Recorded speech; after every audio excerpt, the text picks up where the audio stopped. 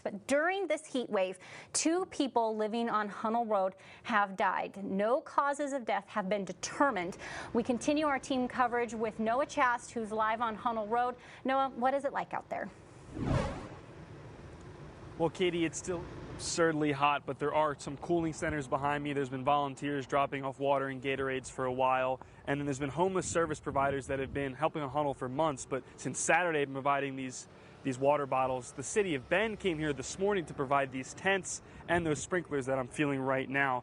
But the attitude surrounding the 2 deaths is, of course, very somber, but the focus right now is to make sure that everyone that's here is staying hydrated and staying alive. Service organizations and volunteers are doing their best to keep people safe from the heat. But early in this heat wave, Bend police confirmed 2 people on Hunnell Road died.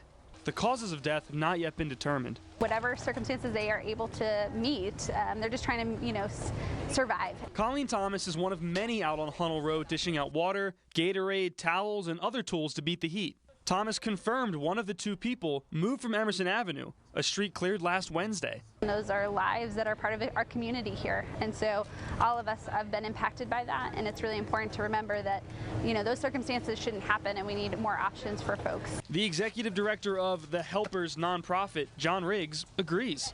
It's bare minimum. We're doing bare minimum stuff out here. We just want to make sure that people are okay. Yeah. He says one of the men who died was a friend. Society needs to look at these folks like they're human beings. And I think it's that simple. How do we help human beings that are in this situation better their situation? John Riggs and other groups and volunteers have been providing resources since Saturday, but the tents and sprinklers were set up by the city of Bend.